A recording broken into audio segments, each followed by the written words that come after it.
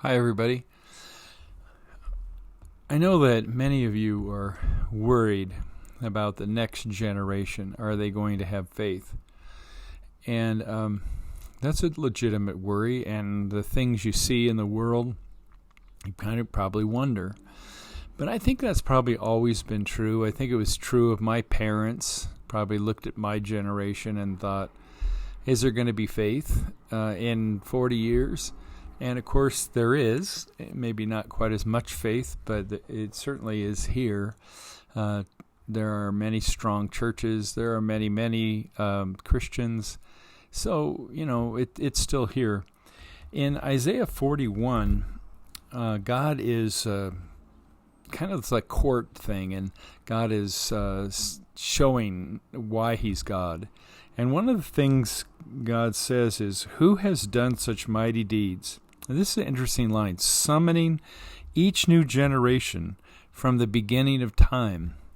When we worry about the generations, we worry about, maybe we failed, or the world is failing, or culture is failing, or churches are failing. But remember, it is God who summons. Here it says, he has summoned each new generation from the beginning of time. God's the one who summons the generations. God's the one who makes faith. I remember in Acts, it says, and it talks about the things they did. They broke bread. They worshipped. But then it says, and God added to their numbers each day. God added to their numbers. I think we tend to put too much of this on ourselves. Absolutely, your job is to tell your friends, your neighbors about Jesus. And that's pretty simple. All you got to do is tell them about your faith. What has God done for you? That's not too hard. And the other thing is, as far as evangelism is, it was like a huge number. It's like 70%, 60-70% of the people, when asked why they didn't go to church, said, because nobody's asked me. So maybe the simplest thing you can do is have a friend and ask them if they'd like to come to church with you. But God is the one who summons each generation, this says. God is the one who brought people to their added to their numbers in Acts. God is the actor. God is the one. And this passage is 41 verse 4, ends with, it is I, the Lord, the first and the last. I am he. And later on Jesus says he is the first and the last. Jesus is the one who pierced himself as the Alpha and Omega. Alpha is the first letter in the Greek alphabet, and Omega is the last letter. So it's the beginning and the end, the first and the last. That God is the first and last. In other words, God is the one who is powerful. God is the one who is active. God is the one who is doing.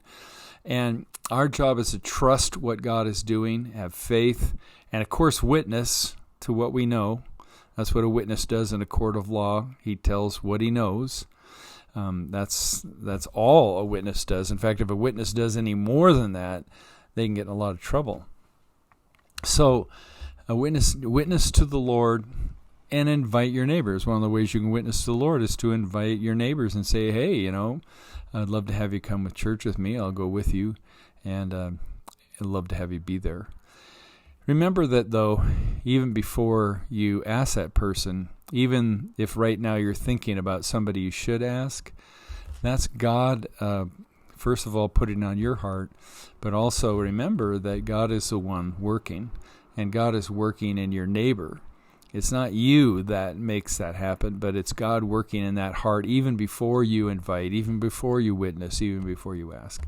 So remember that it's all about God, and if you're worried about the generations to come, place it in the Lord's hands, because right here he says that he summons each new generation, as he has for thousands and thousands of years.